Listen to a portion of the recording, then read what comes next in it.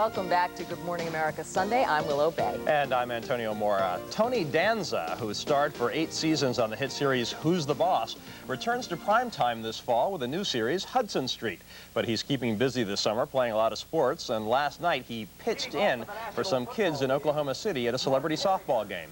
He will spend this Sunday morning with us in Oklahoma City. Also, if you're one of the estimated 41 million Americans with no health insurance, we'll have some tips for getting yourself coverage you can afford. And we'll meet some high school seniors in Washington State who are practicing a rather unusual graduation ritual passed down for decades. But first, most Americans over the age of 50 probably remember the days when a single disease, polio, known at the time as infantile paralysis, struck such fear in the public that it often dictated what people could and would not do. Today, polio is mostly a memory, a disease virtually eradicated from society. The man responsible for discovering the first polio vaccine more than 40 years ago, Jonas Salk, died last Friday.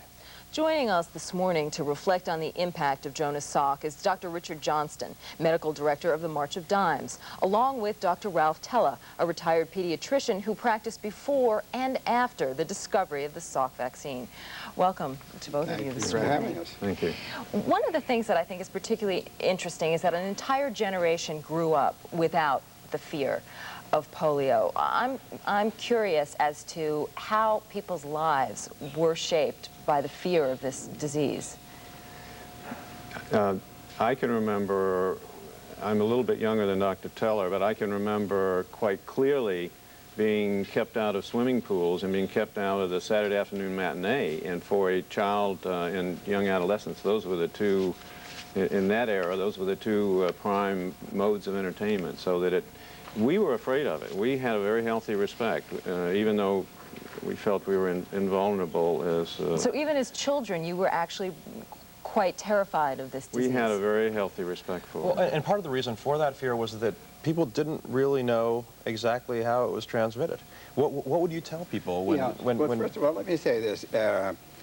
The highest impact of the disease probably was in the early 50s, from about 50 to 55. In 1952, 57, almost 58,000 cases. Yes, that's right. Now, and we were introduced to this disease not as poliomyelitis, but it was called infantile paralysis. And there was a reason for it. I mean, everybody was mesmerized by the pictures of, you know, the toddler who was walking around with the iron braces on his leg, or the teenager who was occupying the iron lung, and there'd be 2 or 3 of them lined up together. And this so mesmerized the public that a terrible fear really engulfed the people. And yet, these were good times. It was after the war. Everybody had good jobs. Everybody was happy, and babies were being born. But then summer came along, and you sort of went into another different mold. I can remember when there was almost a mass migration of people moving from urban to rural areas just to get away from crowds. Because that, of course, is one of the ways people thought it was, and effectively it was transmitted by people sneezing, and by shaking hands, by any kind of physical contact. What was the moment like when Jonas Salk announces that there is this vaccine? There was tremendous drama. The newspaper headlines all contained the impact of the impact of this discovery. There was tremendous relief. Tremendous sense that your children, if you were a parent, would be protected, your siblings would be protected. Great relief. And Dr. Tell, you administered the vaccine. Yes. Were you just swamped with families wanting to vaccinate their children? We certainly were. As a matter of fact, people were getting slow notices. You'd read about it in the paper that a vaccine was imminent and so on. And Jonas Salk actually, for about 2 years before the actual vaccine came out in 1955, had gone through field trials, and he felt he was very successful. And I think the trial was given out to almost over 1 million people. Finally, I think it was in April of 1955 when we started getting batches of the polio serum. And this was an injectable killed virus. And I sent out notices, and we put notices in the paper that the vaccine would now be available. Well, I had such a stampede in my particular office that I literally had to cancel regular office hours for a couple of days. And people came, and they were lined up around my office building, almost halfway down the block, and waiting it for immediately the made a tremendous question difference. about it. And you mentioned this, the success of the vaccine. You knew Dr. Salk, and one of the things that he said was that the worst tragedy that could have befallen him was success. And in effect, a lot of people thought he was overrated and to some extent frozen out by the medical community. Why did that happen? He may have been frozen out for reasons that weren't fair to him.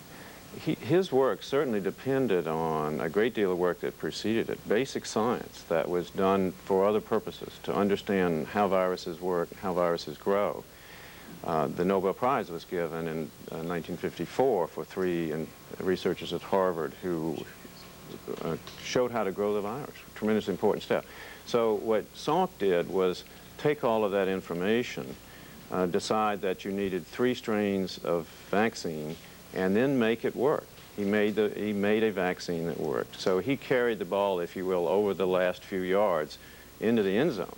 And I think there were those who felt that he got undue attention for scoring when the others, in fact, had carried it. And before we go quickly, there is the objective that they eradicate this disease by the year 2000. There's still about 100,000 cases a year around the world. Yeah. Do you think it'll happen by the year 2000? It may take a little longer than 2000, but it'll happen. It will happen. Let's hope that, Thank you both that it does happen soon. for joining us. Quite a legacy left by Dr. Salk. Thank you. Thanks for being here. Very nice. When Good Morning America Sunday continues, finding health insurance that you can afford. Good Morning